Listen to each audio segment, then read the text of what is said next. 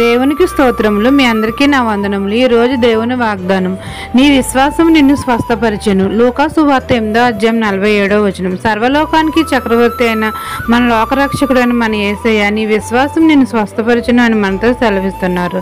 మనం అందరము మన రక్షకుడైన యేసయ్య నామం నందు విశ్వాసం ఉంచాలి. ఆయన మన రోగంలను స్వస్థపరుస్తాడు. ఆయన ఎదుటి సాగిలపడి విరిగి నలిగిన హృదయంతో తండ్రిని వేడుకోవాలి. అప్పుడు మన యేసయ్య మన అందరి ఎడల కనికరపడి మనకు స్వస్థ శీఘ్రంగా ఇస్తాడు. కళ్ళు లేని వారికి చూపును అనుగ్రహిస్తాడు. కాళ్ళు లేని వారికి కాళ్ళు దయచేస్తాడు. చెవిటి వారికి వినికిడి శక్తిని దయచేస్తాడు. మోగవారికి మాటను దయచేస్తాడు.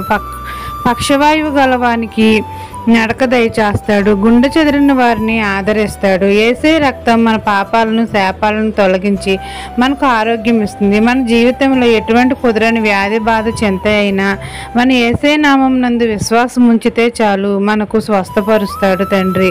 మన విశ్వాసం మనల్ని స్వస్థపరుస్తుంది. మన జీవితంలో నెమ్మది కలుగజేస్తుంది, సమాధానాన్ని కలుగజేస్తుంది. ఈ దిన వాగ్దానం మీ నా జీవితంలో నెరవేరాలని కోరుకుంటూ దేవుని సువార్త పరిచర్యలో మీ సహోదరి.